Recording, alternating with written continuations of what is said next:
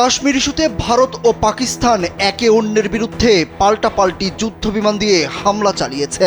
ভারত ফ্রান্সের তৈরি রাফাল এবং পাকিস্তান চীনের তৈরি জে-10 যুদ্ধবিমান ব্যবহার করেছে। ভারতীয় যুদ্ধবিমান তেমন সুবিধা করতে না পারলেও চীনের তৈরি জে-10 যুদ্ধবিমান দিয়ে ভারতকে নাস্তানাবুদ করেছে পাকিস্তান। এবার সেই ভয়ঙ্কর জে-10 যুদ্ধবিমান কিনছে বাংলাদেশ।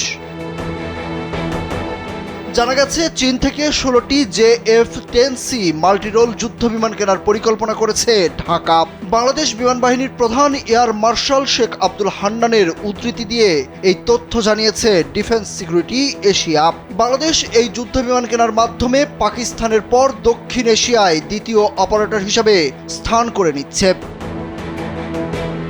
অত্যাধুনিক এই যুদ্ধবিমান কিনে বাংলাদেশ F-7 ইন্টারসেপ্টরের জায়গায় প্রতিস্থাপন করবে। মূলত ক্রমবর্ধমান ভূ রাজনৈতিক প্রতিদ্বন্দ্বিতা এবং প্রতিবেশীদের মধ্যে তীব্র বিমান শক্তির অবস্থানের কারণে আঞ্চলিক নিরাপত্তা পরিবর্তনের মধ্যে ঢাকার বিমান সক্ষমতা আধুনিকীকরণের জন্য এই জরুরি প্রচেষ্টা। JF-10C যুদ্ধবিমান উন্নত অ্যাভিওনিক্স, রাডার এবং আধুনিক অস্ত্রের সঙ্গে সামঞ্জস্যতার জন্য বিখ্যাত। এর দ্রুত উৎপাদন এবং সরবরাহ ক্ষমতা এটিকে বৈশ্বিক বাজারে প্রতিযোগিতামূলক করে তুলেছে। পাকিস্তান বিমান বাহিনী ভারতের সঙ্গে যুদ্ধে এই বিমান দিয়ে দৃষ্টান্ত স্থাপন করেছে। চীনের সঙ্গে বাংলাদেশের দীর্ঘদিনের প্রতিরক্ষা সম্পর্ক এবং চীনা যুদ্ধবিমান পরিচালনার অভিজ্ঞতা JF-10C কেনার ক্ষেত্রে একটি সুবিধাজনক পরিস্থিতি তৈরি করেছে। চীনের কাছ থেকে সরঞ্জাম কেনা বাংলাদেশের জন্য সরবরাহ ও রক্ষণাবেক্ষণ উভয় দিক থেকে সহজ। পশ্চিমা যুদ্ধবিমান কেনা বাংলাদেশের জন্য রাজনৈতিক ও অর্থনৈতিক সীমাবদ্ধতার কারণে কঠিন।